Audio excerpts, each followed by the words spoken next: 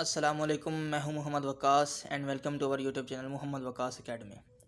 तो आज की हम इस वीडियो में सेकेंड ईयर मैथ को कंटिन्यू रखेंगे, जो कि मैं अपनी पिछली वीडियो में जैसा कि मैंने कहा था कि ये जो कुछ 3 सवाल हैं ये थोड़े लेंथी हैं, तो इसको हम बोर्ड पर नहीं करेंगे क्योंकि बोर्ड पर जगह स्पेस कम होती है, आपको तो मालूम है। तो इस पर हम पेज को पीछे पलट कर देख सकते हैं, लेकिन अगर बोर्ड पे मैंने करा दिया तो पीछे कैसे देखेंगे, हम तो मिटा चुके होंगे उस पर। तो चलिए क्वेश्चन नंबर 15 को मैं करता हूँ। क्वेश्चन नंबर 15 है और इसको आप फुल फोकस दे के इसको समझने की कोशिश करें। क्वेश्चन नंबर 15 क्या कह रहा है? An equilateral triangle has one vertex at the point. Equilateral triangle है तो मैं यहाँ ट्राइंगल बना लेता हूँ। जैसा कि मैंने कहा था ये ज्योमेट्री का सेक्शन होता है, एनालिटिकल ज्योमेट्री के नाम से ये पेपर में आता है, तो इसके अंदर जो है डायग्राम बनानी ज़रूरी होती है। तो हम देखते हैं इसका वर्टेक्स क्या कह रहा है। At the point one vertex. अच्छा, इक्विलेटरल ट्राइंगल क्या होती है? जिसके तीनों वर्टेक्स बराबर हो, मतलब इक्वल हो, इसीलिए इसको इक्विलेटरल ट्राइंगल कहते हैं। इसका 1 पॉइंट दे रहा है, कौन सा पॉइंट है हम उसको बोल देते हैं कि वो ए होगा, 3,4। बी में आगे जगह कम है तो नीचे लिख रहा हूँ। अच्छा, दूसरा वर्केट दे रहे हैं, हाँ, एंड अदर एंड पॉइंट -2,3। जो दूसरा है वो ये है, ठीक है। Find the coordinate of the third vertex. अच्छा, तो ये तीसरे वर्टेक्स के कोऑर्डिनेट फाइंड करने को बोल रहा है।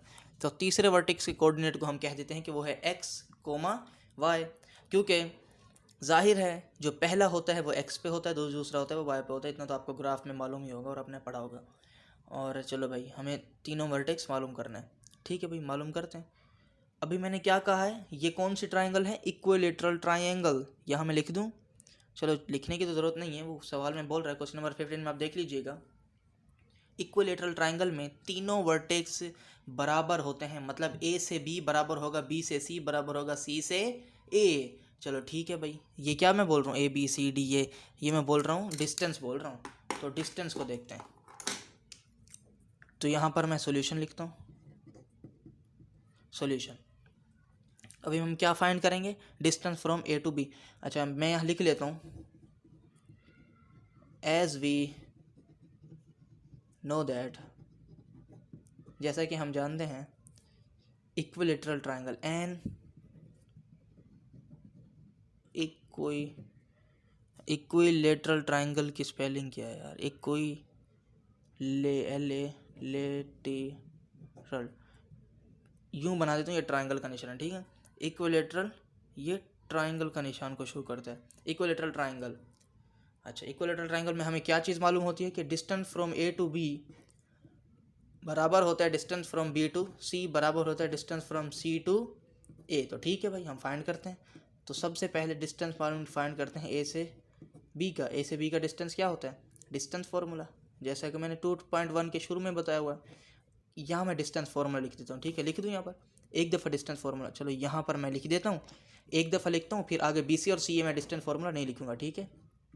क्या है फार्मूला? x2 - x1 का whole square plus y2 - y1 का होल स्क्वायर। सही है भाई। अब हमें क्या है, यहाँ पर ए बी सी तो ये है, हमें यहाँ हम जानते हैं कि क्या जानते हैं कि भाई x1 क्या है? x1 बराबर है 3। x2 क्या है? ए से बी जा रहे हैं तो b क्या है? -2 है। y1 क्या है? 4 है। y2 क्या है? y2 ये है x1 y1 और ये है y1 x2 y2, ये y2 है तो y2 है 3, तो y2 है 3। बस यहाँ पर पुट कर दो, डिस्टेंस a से b आ जाएगा। a से b बराबर है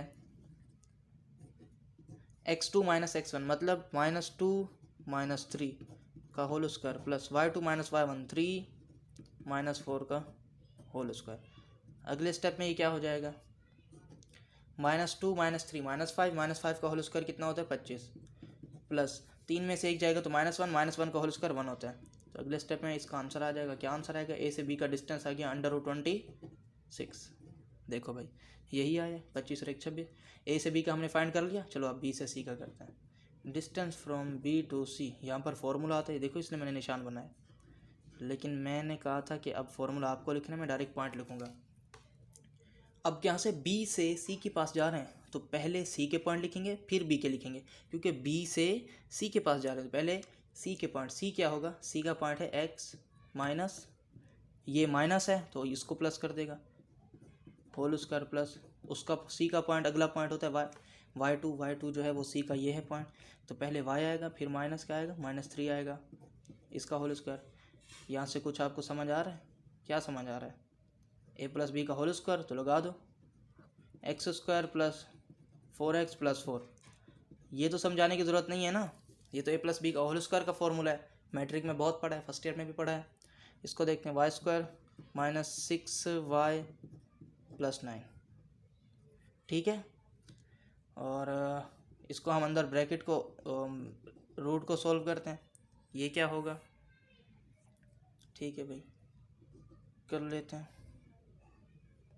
क्या हो जाएगा, पहले मैं लिख लेता हूँ एक्स स्क्वायर, फिर लिख लेता हूँ सब, पहले मैं स्क्वायर वाले टर्म लिख लेता हूँ, एक्स स्क्वायर वाई स्क्वायर, अब एक्स वाली टर्म लिख लेता हूँ, अब वाई वाली 4x हो गया, ये -6y, सॉरी ये माइनस है, -6y, और 9 और 4 13, दोनों प्लस के हैं तो +13, ठीक है। अब देखो ये बी से सी तक का भी डिस्टेंस मेरे पास आ गया। अब सी से ए का डिस्टेंस फाउंड करने जा रहा हूँ मैं।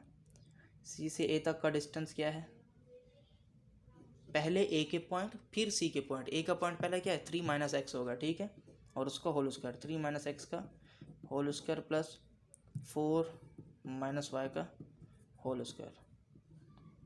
अगले स्टेप में क्या होगा, ये हो जाएगा 9 - 6x प्लस का एक्स स्क्वायर, ठीक है, ए प्लस ए माइनस बी का होल स्क्वायर के फॉर्मूले से खुला है, प्लस 16 ब्रैकेट क्यों लगा दिया यार मैंने, चलो कोई बात नहीं, -16 और ये हो जाएगा -8y है ना, 8y, 2ab होता है ना, 2a इससे मल्टीप्लाई करो तो 4, 2 4 ज़ा 8 हो जाएगा और 8y, ठीक है, और ये हो गया वाई स्क्वायर।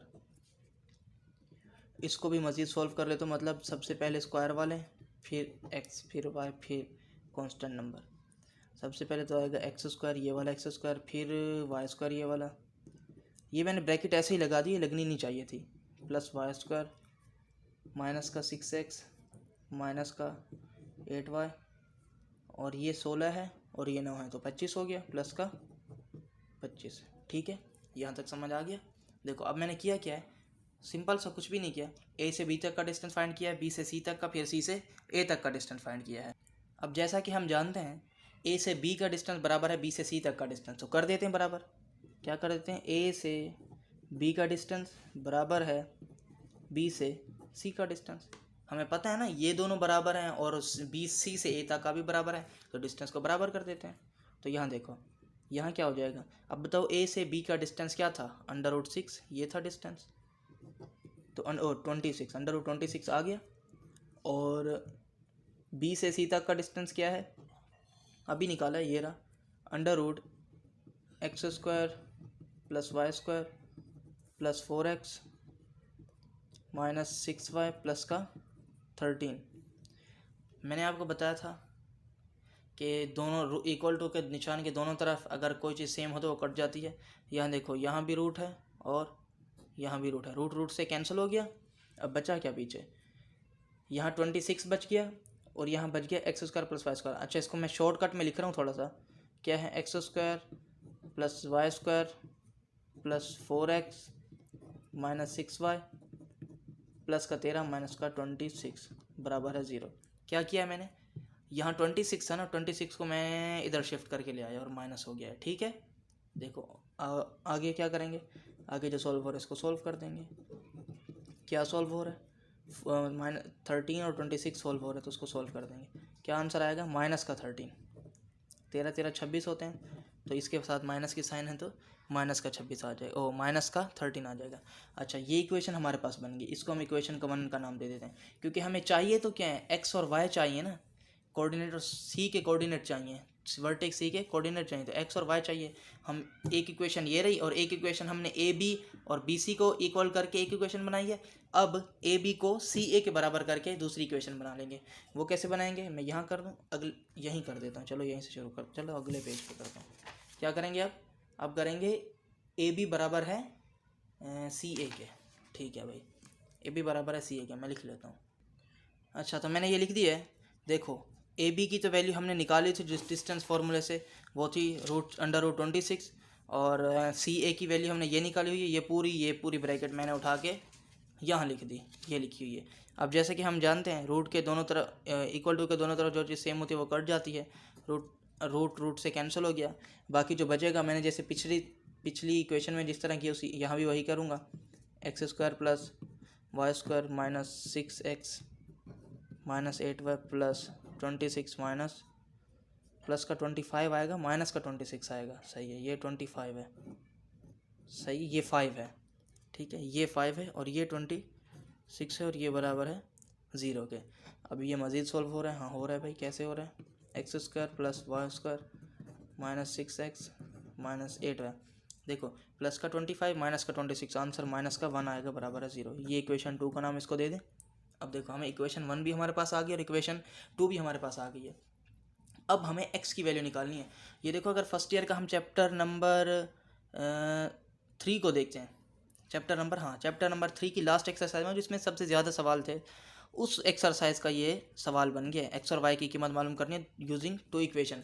अब एक इक्वेशन हमारे पास ये है और एक इक्वेशन हमारे पास ये है। इन 2 इक्वेशन को यूज़ करके हम एक्स और वाई की वैल्यू मालूम करेंगे। अब देखो ये भी x² है, ये x², ये y², और इस इक्वेशन में भी हमारे पास x² और y² है।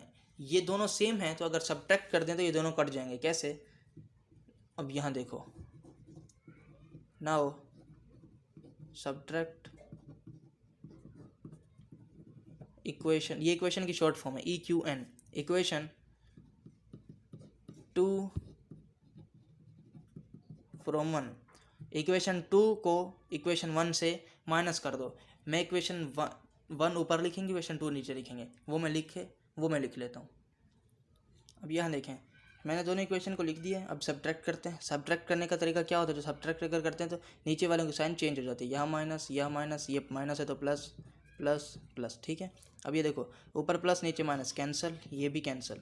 यहाँ देखो ये भी प्लस नीचे प्लस, ऐड ही होंगे, 4x plus 6x 10x, plus minus minus होंगे। साइन कौन सी आएगी? बड़े की साइन आएगी। बड़ा माइनस का है तो माइनस है, बड़ा प्लस का है तो प्लस की साइन आएगी। ये देखो ना, ये प्लस का 8 है तो a प्लस का 2 है। ये कौन सी साइन आएगी? माइनस की साइन आएगी, बड़ा माइनस है, -13 प्लस 1 तो आंसर आएगा -12 बराबर है 0। ठीक है, हम इसको कुछ यूँ लिख सकते हैं। अगर यहाँ से हम 2 कॉमन लेने, 2 कॉमन आ रहा है तो ले लो, जितना सोल्व हो सके उतना सोल्व करो। y-6 बराबर है 0। सही किया, बिल्कुल 2 कॉमन आ रहा था, मैंने ले लिया। क्या है, 10 5 हो गया, 2 1 हो गया, 12 6 हो गया। अब देखो 2 यहाँ मल्टीप्लाई हो रहा है, उधर जाके डिवाइड कर दूंगा, 0 से डिवाइड होकर 0 हो जाएगा, तो मतलब 2 खत्म हो जाएगा। तो फाइनल में हमारी ये इक्वेशन एक बन गई। अब ये लीनियर इक्वेशन बन गई। लीनियर इक्वेशन का मतलब जिसकी पावर 1 होती है, इसको स्ट्रेट लाइन में होती है। तो हमारे पास एक इक्वेशन बन गई। हम इसको इक्वेशन ए का नाम दे देते हैं, नहीं इक्वेशन 3 का नाम दे देते हैं। एक इक्वेशन ये बन गई है। यहाँ से अगर हम y की वैल्यू अलग करें और यहाँ डालें, इन दो में से किसी एक में डालें तो हमारे पास x आ जाएगा। उस x की वैल्यू को हम यहाँ डालेंगे तो यहाँ से y आ जाएगा। तो चले करते हैं, यहाँ से हम इसको y की वैल्यू को अलग करते हैं। y की वैल्यू को अलग कैसे करेंगे? यहाँ देखें, y अकेला है तो बस अकेला ही रहने देते हैं, y इक्वल टू बाकी सब कुछ उधर भेज देते हैं। माइनस का 6 उधर जाके प्लस का 6 हो जाएगा, प्लस का 5 उधर जाके माइनस का 5x हो जाएगा। ठीक है, ये हमारे पास आ गई। इसको हम इक्वेशन ए का नाम दे देते हैं। सही। अब क्या करेंगे, put y equal to 6 plus 5x in equation, कौन सी इक्वेशन में पुट करें? किसी में भी कर दो, चलो इक्वेशन 2 में कर देते क्योंकि ये यहीं नज़र आ रही है। इक्वेशन 1 के लिए पीछे जाना पड़ेगा, इक्वेशन 2 में पुट करते हैं। जहाँ y होगा वहाँ ये डाल देंगे। अब देखो यहाँ गौर से देखो, ये है x² तो यहाँ तो x² ही आएगा, प्लस का y² है, मतलब y की जगह ये डालना है और उसका स्क्वायर भी करना है। y² हो गया, माइनस का 6x माइनस का 8y की जगह ये डालना है, 6 प्लस 5x माइनस का 1 और इक्वल टू 0। हमने बिल्कुल ठीक किया, इक्वल टू 0, माइनस का 1 है, हाँ सही है, माइनस का 1 इक्वल टू 0। चलो अब इसको कैसे सॉल्व करेंगे? अच्छा हमने ठीक किया, -6, ठीक है। अब देखो x² प्लस ये a प्लस b का होल स्क्वायर बन रहा है, मतलब इसका a का स्क्वायर मतलब 36, ठीक है, प्लस 2ab 2 फिर इससे भी मल्टीप्लाई होगा और 5 से भी मल्टीप्लाई होगा। 2 6 12 और 12 5 12 पंजे 60 होता है मेरे ख्याल से, फिर भी कैलकुलेटर से कल करते हैं। देखो 12 ज़रा 5 60, 12 5 60 हो गया भाई। ये क्या बनेगा, ए बी मतलब 60x प्लस का 25x²। बिल्कुल ठीक है। a² प्लस 2ab, 2 6 से भी मल्टीप्लाई हुआ, 5 से भी मल्टीप्लाई हुआ, और क्या हो गया फिर इसका b का स्क्वायर 25x² 25x² माइनस का 6x माइनस का 8 6 48 माइनस प्लस माइनस 8 5 40 और x का x आ जाएगा माइनस का 1 इक्वल टू 0। सही है भाई, ज़रा गौर से देखना है, ये बड़ा नाजुक सवाल है। ये तीनों नाजुक सवाल हैं। अगले स्टेप में क्या हो जाएगा, x² तो एक ही हो जाएगा। देखो अब x के हम सॉल्व कर देते हैं। अच्छा ये भी तो x², है, ये भी x² है, ये भी x² है, तो 26x² हो गए। ठीक है, ये 1 है और ये 25 है, तो 26x² हो गए, और कोई x² नहीं है। अब x वाले देख लेते हैं। ये 60x है, ये माइनस का 6x है, और ये माइनस का 40 है। सबको जैसे लिखे हुए हैं वैसे ही कैलकुलेटर पे डालते हैं। x तो हम बाद में लगा ही लेंगे। प्लस का 60 है, ठीक है, प्लस का 60 आ गया। उसके बाद है और क्या है, माइनस का 6 है, तो माइनस का 6 भी आ गया। उसके बाद है माइनस का 40, माइनस का 40 भी आ गया। क्या आंसर आया, 14, प्लस का 14 आ गया। ठीक है, प्लस का 14x, ठीक है भाई, आ गया। उसके बाद क्या है, सिंगल क्या है, ये 36 है, और ये माइनस का 48 और माइनस का 1, मतलब प्लस का 36 है, माइनस का 41 है, नहीं 49 है, ये 48 है माइनस का, और ये माइनस का 1 है, तो माइनस का 49। तो आंसर क्या आएगा, माइनस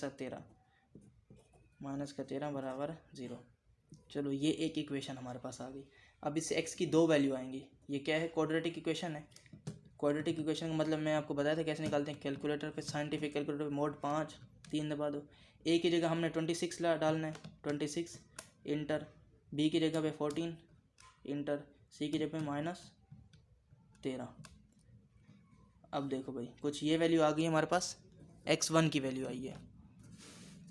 ठीक है, क्या वैल्यू आई है यार, मुझे जहाँ तक लग रहा है कि ये वैल्यू कुछ गड़बड़ आ गई है। मैं इसको एक दफ़ा चेक कर लेता हूँ। देखो ना यार, हमसे एक मिस्टेक हो गई है ना। क्या मिस्टेक हुई है, 5x + y - 6, इसमें से हमने जब y की वैल्यू को अलग किया, y को तो यहीं रहने दिया, बाकी को वहाँ भेज दिया। माइनस को 6 को हमने वहाँ भेजा, तो प्लस का 6 हो गया। अब प्लस के, ये प्लस है ना, यहाँ कुछ साइन है तो प्लस है, प्लस के 5x को जब उधर भेजेंगे तो माइनस का 5x नहीं हो जाएगा, तो हमने यहाँ प्लस का लिखा हुआ है। ये माइनस है तो यहाँ माइनस है, तो यहाँ भी माइनस आएगा, यहाँ माइनस तो यहाँ भी माइनस। अब देखो पूरा सवाल को हमें दोबारा देखना पड़ेगा। ये माइनस का 2ab माइनस का होता है। अब ये तो ठीक है, क्या है, 8 6 48 माइनस का आएगा, लेकिन माइनस माइनस ये प्लस का 40 आएगा। अब यहाँ से अगर हम कैलकुलेशन करेंगे तब हमारी सही आएगी, तो मतलब ये हमारा स्टेप थोड़ा सा गलत हो गया। देखो ये x² और ये 25x², ये भी सही है, 26x² हमारा ठीक आया है। अब क्या है, अब x वाले, ये माइनस का 60 है, माइनस का 60 और माइनस का 6 प्लस का 40 आंसर क्या आ गया, माइनस का 26। ठीक है भाई, माइनस का 26 क्या था, ये x थे। अब कांस्टेंट टर्म देख लेते हैं। कांस्टेंट क्या है भाई, ये 36 है, क्या प्लस का 36 है, प्लस का 36। उसके बाद है माइनस का 48 और क्या है, माइनस का 1, क्या आ गया, माइनस का 13 बराबर है 0। अब देखो x की 2 वैल्यू आएंगी, क्योंकि क्वाड्रेटिक इक्वेशन बन गई है। मिडल टर्म ब्रेक करो तो तब भी एक ही बात है, कुछ भी कर लो आंसर तो सेम ही आएगा। a डालते हैं 26 इंटर, b है माइनस का 26 इंटर, c माइनस का 13 इंटर करते हैं। एक आ गया हमारे पास, देखो 1 + √3/2। x1 क्या आया हमारे पास, बराबर है 1 + √3/2, और x2 आएगा माइनस का। देखो बीच में माइनस आ गया, तो मैं यहीं कर देता हूँ, अगले पे यहाँ पर कर देता हूँ। x1 आ गया और x2 क्या है, 1 - √3/2। x1 और x2 आ गए। अब देखो ये x1 की वैल्यू को अगर हम कहाँ, y में, ए इक्वेशन जो ये थी यहाँ पुट करेंगे x1 की वैल्यू, तो हमारे पास आंसर क्या आएगा, y का आ जाएगा। तो करते हैं, अब क्या करेंगे, पुट x1 इन इक्वेशन ए में। मैं सिर्फ x1 करूँगा, x2 आप खुद करके आंसर वही आ जाएगा। देखो y क्या है, y इक्वल टू, यहाँ लिखेंगे y बराबर है 6 माइनस 5, x की जगह क्या लिखना है, ये पूरा लिखना है, 1 प्लस √3/2। देखो भाई, अब क्या करेंगे, अब सिंपल सब कुछ कैलकुलेटर पे डालो। किस तरह भाई, इसको हटाने के लिए मोड 1 प्रेस करते हैं, मोड 1 तो हट जाता है ये देखो 6 ऐसे ही लिखते हैं, माइनस ये 5 इससे मल्टीप्लाई होगा, कैसे, 5 फिर ब्रैकेट, फिर ये अपॉन में करेंगे, क्या है, 1 प्लस √3/2 है, ब्रैकेट क्लोज। क्या आंसर आया है, ये है 5 प्लस 5√3/2। अब देखो, इस पूरी चीज़ में से 6 को माइनस कर देते हैं। इस पूरी चीज़ में से 6 को माइनस करने के क्या तरीके हैं, 6 माइनस आंसर क्या आ गया, 7 minus 5, y equal to 7 minus 5। मैं बुक में अब आंसर भी देख लेता हूँ क्या यही आंसर है या नहीं, मैं देखता हूँ फिर मैं आपको बता दूँगा। ठीक है भाई, यही आंसर है, क्या है, 7 माइनस 5√3/2। ये हमारे पास y1 आया है, इससे y1 आया है, और ये हमारे पास, अब y2 डालेंगे जब, x1 की वैल्यू हमने पुट की, x1 की यहाँ एक पुट x1 इन इक्वेशन ए पुट की, तो ये इस इक्वेशन में हमने जब पुट की तो हमारे पास y1 आ गया। अब x2 को फिर इक्वेशन ए में जब पुट करेंगे, कौन सी इक्वेशन है, मतलब फिर यहाँ पर इस इक्वेशन ए में x1 हमने यहाँ पुट किया, फिर x2 यहाँ पर पुट करेंगे, इसी तरह से जैसे ये पुट किया हुआ है, तो फिर हमारे पास क्या आएगा, y2 की वैल्यू आएगी, y2 की जाहिर है ये एक दफ़ा माइनस आई है तो एक दफ़ा प्लस आ जाएगी। ये है, तो हमारा एक वर्टेक्स x1 और x2 ये आ गया, फिर y1 और y2 भी इसी तरह ही कुछ आएंगे। देखो मैं यहाँ लिख ही देता हूँ, ऐसा ही कुछ आएगा, यही आएगी जब हम ये पुट करेंगे। ये कैसे आ गई, मैं यहाँ लिख देता हूँ ये कैसे आई, by putting x2 in equation A. हाँ, जब हमने इक्वेशन ए में x2 पुट किया तो ये आ गई। तो देखो, उम्मीद करता हूँ ये आपको सवाल समझ आ गया होगा। ये थोड़ा सा ट्रिकी क्वेश्चन है, ये समझ थोड़ा देर से आता है, लेकिन ये है बहुत आसान, है बहुत ही आसान, ये अक्सर आते रहते हैं पेपर में। इसी के रिलेटेड मैं आपको एक और दिखा देता हूँ, मैं आपको वो कराऊंगा नहीं, मैं आपको दिखा ही रहा हूँ। वो क्या है, वो सवाल है कुछ इससे थोड़ा लेंथी है बिल्कुल इसी तरह, बिल्कुल ही इसी तरह। ये सवाल ये है, मैंने इसको पहले से ही लिखा हुआ है। देखो हमारे पास सवाल है, ये भी वही है, straight line chapter 2 exercise 2.1 question number 14 है ये। The vertices of a triangle ABC, triangle ये वर्टिस हैं 1 2 और ये 3 है, ठीक है। Find the coordinate of the circum centre, also find the radius of the circle. ठीक है, इसको रहने दे, पहले ये देखते हैं। Coordinate of a circum centre, ये ट्रायंगल के अंदर है, इस तरह होती है, पहले ट्रायंगल होती है उसके अंदर सर्कल होता है। मेरी ड्राइंग थोड़ी ख़राब है, उससे आप तो सही बना लेंगे। और मेजरमेंट जब करते हैं ना, तो देखो जो सेंटर होता है बीच में, अगर सेंटर से किसी भी वर्टेक्स का तक का डिस्टेंस ना सेम होता है। यहाँ पर अगर स्केल रख के नापेंगे तब तो सेम नहीं आएगा, क्योंकि मैंने एक्यूरेट तो बनाया नहीं है, ऐसे ही रफली बनाया हुआ है। तो लेकिन अगर एक्यूरेट जब होता है ना, तो यहाँ से यहाँ तक, यहाँ से यहाँ तक, या यहाँ से यहाँ तक का डिस्टेंस सेम आता है। तो ये क्या हो गया, कौन सी ये हमें सबसे पहले ओरिजिन मालूम करना है। ओरिजिन का हमें पता है ओ से ए तक, ओ से बी तक, ओ से सी तक डिस्टेंस सेम होता है। तो देखो भाई, ये तीनों पॉइंट हैं और ओरिजिन को हमने ओ से शो किया हुआ है, ये 0 नहीं, ओ है, और उसके कौन से पॉइंट हैं, XY हैं। अभी XY हैं, ये जब आ जाएंगे मैंने उस वक्त लिख लिए थे। देखो, as we know the distance from OB, O से ए बराबर है ओ से बी बराबर है ओ से सी, जिस तरह पीछे किया हुआ है वो इक्विलेटरल ट्रायंगल थी। लेकिन ये हमें क्या करना है, ओरिजिन मालूम करना है। तो हमें पता है ओरिजिन का किसी भी पॉइंट तक का डिस्टेंस सेम होता है, वो रेडियस ही कहलाता है। देखो भाई, सबसे पहले ओ से ए किया, यही फॉर्मूला यूज़ किया और ये बता दिया वेयर x1 ये है, x2 ये है और y1 y2। अच्छा, x1 और y1 हमेशा यही रहेंगे, x1 और y1 हमेशा x और y ही रहेंगे, ठीक है। x2 और y2 चेंज होते रहेंगे, लेकिन x1 y1 सेम रहेंगे। यहाँ से o से a डिस्टेंस मालूम किया, इक्वेशन फॉर्मूला लगाया और a+b का फॉर्मूला लगा के ये बन गई हमारे पास, ठीक है। अब o से भी बिल्कुल वही किया, x1 और y1 सेम रहेंगे, देखो भाई x1 और y1 सेम रहेंगे। x2 अब यह 2 तो हो गया, अब 3 की बारी है, तो 3 कौन से होंगे, ये वाले पॉइंट होंगे, 5 और 2, 5 और 2, ठीक है। इसको फॉर्मूला लगाया हमने, a+b का होल स्क्वायर का फॉर्मूला लगाया और ये इक्वेशन बन गई। अगले स्टेप में क्या हुआ, अगले स्टेप में हमारे पास हुआ o से c का। o से c में हमें x1 और y1 तो सेम रहेंगे भाई, x और y ही होंगे, क्योंकि x और y क्या है, ये ओरिजिन के पॉइंट है, हमें फासला भी ओरिजिन तक का चाहिए और उसके कोऑर्डिनेट ही मालूम हो जाएंगे। देखना o से c तक का किया, o से c तक का ये आ गया। एज मतलब जैसा कि o से a बराबर है o से b बराबर है o से c। नाउ जब ये तीनों चीज़ें बराबर हैं तो हम अब o से a को o से b तक कर देते, जैसे पिछले सवाल में किया है हमने, ऐसा ही तो किया है। ये देखो ना, ये इक्विलेटरल थी, इक्विलेटरल ट्रायंगल थी, मतलब तीनों वर्टेक्स बराबर होते हैं, तो ए बी बराबर है बी सी के। लेकिन ये हमें क्या बोल रहे हैं, ओरिजिन मालूम करो, और ओरिजिन का हमें पता है भाई किसी पॉइंट से भी ओरिजिन का फासला सेम होता है, तो हमने तीनों पॉइंट का ओरिजिन तक का फासला सेम कर दिया। ओ से बराबर है ओ से बी, ओ से ए की वैल्यू यहाँ लिख दी, ओ से बी की वैल्यू यहाँ लिख दी, जो दोनों इक्वल टू के साइन के जो दोनों तरफ सेम होते हैं वो कट जाते हैं, रूट भी सेम है, एक्स स्क्वायर भी सेम है, ये देखो यहाँ भी एक्स स्क्वायर, यहाँ भी एक्स स्क्वायर, वाई स्क्वायर ये भी सेम है, तो सब कुछ कट गया, जो बच गया वो ये है। अब बारी बारी हमने इसको सोल्व किया, ये चीज़ें यहाँ पर ले आया, देखो माइनस का 4x प्लस का 10x, फिर प्लस माइनस का 2 है, ये माइनस का 4y था, इधर आके प्लस का 4y हो गया, प्लस का 5, ये रहा प्लस का 5, प्लस का 29 था, इधर आके माइनस का 29 हो गया। इसको सोल्व करने पर ये इक्वेशन आ गई। इसमें से 2 कॉमन आ रहे हैं, देखो 6 2 24, 2 के टेबल में आ रहे हैं, 2 कॉमन ले लिया, ये 2 यहाँ मल्टीप्लाई हो रहा है, उस तरफ जाके 2 से डिवाइड होकर 0 हो गया, वो मैंने नहीं लिखा। यहाँ देखो ये हो गया, यहाँ से हम इक्वेशन इसको 1 का नाम दे देते हैं। अब क्या है, o से a बराबर है o से b किया था, अब o से a उसी को o से c के बराबर कर देंगे, सेम वही किया, रूट से root x square y square अंदर ही कट गया।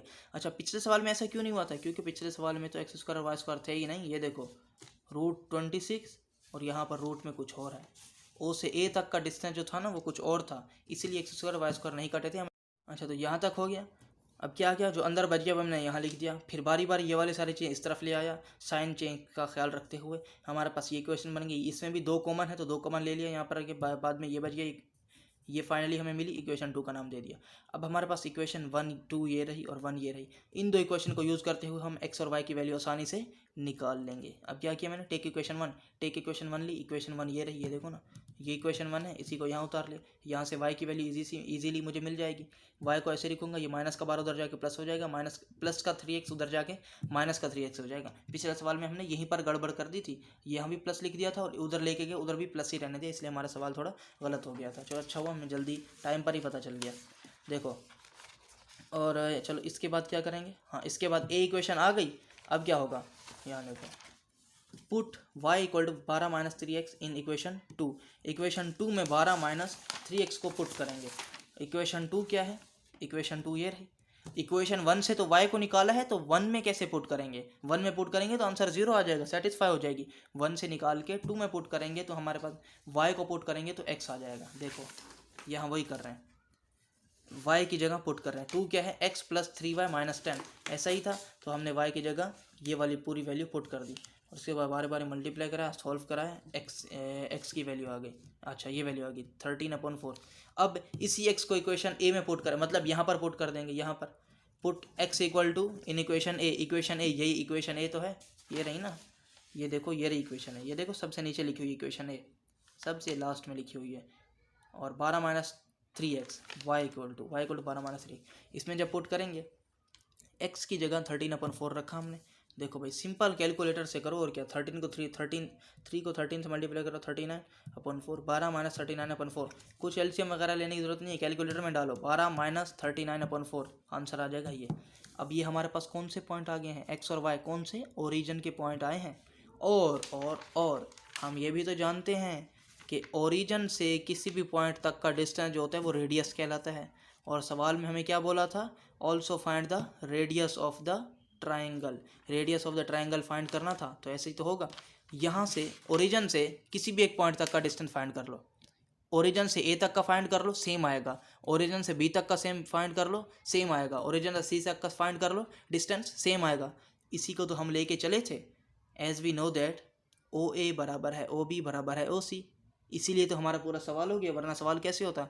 अच्छा, हम किसी भी पॉइंट को हम कर रहे हैं तो हमारे पास रेडियस का आंसर आ जाएगा। तो चलो मैंने C को किया हुआ है तो हम C को ही करेंगे, आप A को कर लेना, फिर B को भी करके चेक कर लेना, आंसर सेम आ जाएगा। C के कोऑर्डिनेट क्या है 3 और 4, ओरिजिन के तो हमने निकाल लिए, ओरिजिन ये है। Now we find the radius, as radius is equal to O से A का डिस्टेंस, या ये लिखा हुआ है और का मतलब होता है या O से B तक का डिस्टेंस, या O से C तक का डिस्टेंस। ठीक है भाई, O से C तक कर लेते हैं हम। ठीक है, ये फॉर्मूला लगाएंगे, x1 y1 y1 y2 हमने ये मालूम करे हुए हैं। O से C का डिस्टेंस जो है वो असल में क्या है, O से C का ये जो डिस्टेंस है वो असल में रेडियस है। मैं यहाँ लिख देता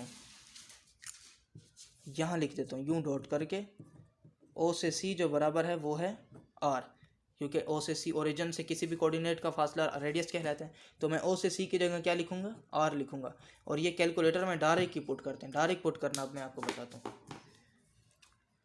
डायरेक्ट सब कुछ पुट करेंगे तो आंसर आएगा। सबसे पहले रूट लगाएंगे, रूट, फिर ब्रैकेट, फिर ये अपॉन वाला 3 माइनस, अच्छा अपॉन वाला अभी नहीं लगाएंगे भाई, अपॉन वाला अभी नहीं, पहले 3 माइनस फिर अपॉन वाला, अपॉन का वो ये सिस्टम बटन होता है ना अपॉन का, 13/4, 13 यूँ लगाएं अपॉन 4, और ये ब्रैकेट क्लोज में स्क्वायर है, स्क्वायर भी लगा दे। ठीक है, बीच में प्लस 4 माइनस क्या है 9/4, 9/4, यार फिर ब्रैकेट लगा दी मैंने, 9 यहाँ लगाएं अपॉन 4, ब्रैकेट क्लोज स्क्वायर, और यहाँ भी ब्रैकेट क्लोज है। देखो भाई सही लिखा है मैंने, 3 माइनस 13/4 का स्क्वायर, ये भी 3 माइनस 13/4 का स्क्वायर, बीच में प्लस 4 माइनस 9/4 का होल स्क्वायर, 4 माइनस 9/4 का होल स्क्वायर। आंसर देते हैं 5√2/4, 5√2/4। तो रेडियस कितना आ गया हमारे पास, रेडियस आ गया 5√2/4, आंसर है। रेडियस निकालना था, रेडियस भी हमने निकाल दिया, ओरिजिन निकालना था, ओरिजिन भी हमने निकाल दिया, तो हो गया सवाल। तो आज की इस वीडियो में हमने 2 सवाल किए हैं, और क्वेश्चन नंबर 16 आपका होमवर्क है। अच्छा 16 को मैं आपको थोड़ा सा इसके बारे में बता देता हूँ कि 16 में ऐसा होगा क्या। 16 हमारे पास है, ये रहा 16, ये तो सवाल हो गया भाई। इनके बारे में अगर आपको कोई सवाल हो तो कमेंट बॉक्स में ज़रूर कर देना, मैं आपके हर सवाल का, हर कमेंट का जवाब देने की भरपूर कोशिश करूँगा। देखो भाई 16 को पढ़ते हैं। Find the point which equal distance from 1 2 3 4। अच्छा, ऐसा कौन सा पॉइंट होता है जहाँ से कोई भी पॉइंट का डिस्टेंस बराबर हो जाए। अच्छा ये क्या चीज़ है, find the point which equal distance from. ठीक है भाई, ऐसे कौन सा, एक पॉइंट ये है, एक पॉइंट ये है, एक पॉइंट ये है। अगर मैं इसको मान लूँ कि ये जो पॉइंट है ना, ये सारे पॉइंट सर्कल पर हैं, सर्कल थोड़ा ख़राब बन गया, सर्कल पर हैं। अब बताओ सर्कल में ऐसा क्या चीज़, कौन सी जगह होती है जहाँ पर यहाँ तक का फासला, यहाँ तक का फासला, यहाँ तक का फासला बराबर होता है। भाई ओरिजिन होता है ना, ओरिजिन होते हैं, ओरिजिन के कोऑर्डिनेट को हम XY बोलते हैं। यहाँ से यहाँ तक सेम, यहाँ से यहाँ तक सेम, यहाँ से यहाँ तक सेम, ये निशान बना रहे हो सेम होते हैं।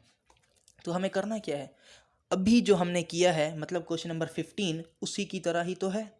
पहले ओरिजिन मालूम करेंगे, बस ओरिजिन ही मालूम करना है, इसमें रेडियस मालूम नहीं करना। देखो जैसा कि क्वेश्चन नंबर 15 था, वो बोल रहा था कि 15 कहाँ गया, ये रहा 15, वो बोल रहा था कि find the coordinate of the third vertex. नहीं, ये तो 15 तो मैंने करा दिया, 14 है, ये रहा find the coordinate of the circum centre and also find the radius. वो बोल रहा है रेडियस फाइंड करो, लेकिन इसमें हमें सिर्फ coordinate of the circum centre या कोऑर्डिनेट फाइंड करेंगे, रेडियस नहीं, क्योंकि इस सवाल में रेडियस का जिक्र ही नहीं कर रहा। वो बोल रहा है ऐसा कौन सा पॉइंट होगा जहाँ से इसका डिस्टेंस बराबर हो जाएगा। मतलब ये अगर हम बोल दें ए है और वो है 0,0, और ये है बी क्या है 3,1, और ये है सी क्या है 6,0। मतलब इसको अगर ओरिजिन बोलते हैं, ओ से ए, ओ से बी, ओ से सी, चेक कर लेना सेम हो जाए। ठीक है, कैसे सेम होंगे अब इसको यहाँ दिखाता हूँ मैं आपको। क्वेश्चन नंबर 14 ही है ये। इस तरह हमने डायग्राम बनानी है और डायग्राम के बाद क्या करना है, सबसे पहले ये करना है एज इस तरह यहाँ पर डायग्राम बनानी है। ये ट्राइंगल नहीं बनाएंगे, डायरेक्ट सर्कल बना देंगे और बीच में ओरिजिन, इधर 3 डॉट लगा के वही जिस तरह मैंने ये बनाई हुई ना बिल्कुल इसी तरह ही बना देंगे। ठीक है, मैंने थोड़ी ख़राब बनाई, अब थोड़ा नीट एंड क्लीन बनाना है आपको। फिर यहाँ लिख देंगे लेट ABC ये पॉइंट है, ओरिजिन ये है, ओरिजिन XY है। ठीक है, ओरिजिन ही हमने मालूम करना है, वो सवाल में बोल रहा है clearly find the point which the equal distance from, ऐसा पॉइंट निकालो जहाँ से ये तीनों पॉइंट इक्वल डिस्टेंस मतलब सेम हो। तो O से A करेंगे, O से B, O से C करेंगे, बिल्कुल इसी तरह करते जाएंगे, बिल्कुल इसी तरह करते जाएंगे। फिर ऐसे इक्वेशन हमें इक्वेशन 2 बना लेनी है।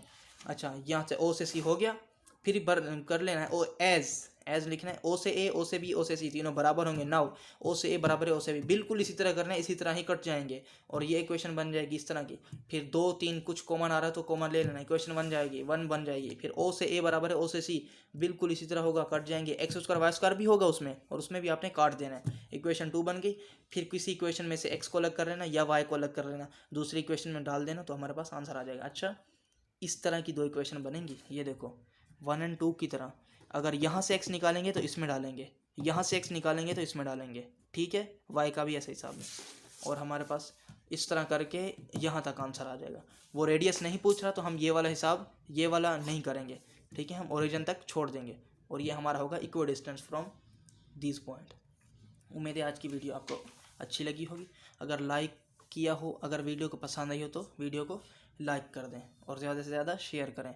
अगर अभी तक आपने हमारा चैनल सब्सक्राइब नहीं किया तो सब्सक्राइब कर लें। शुक्रिया।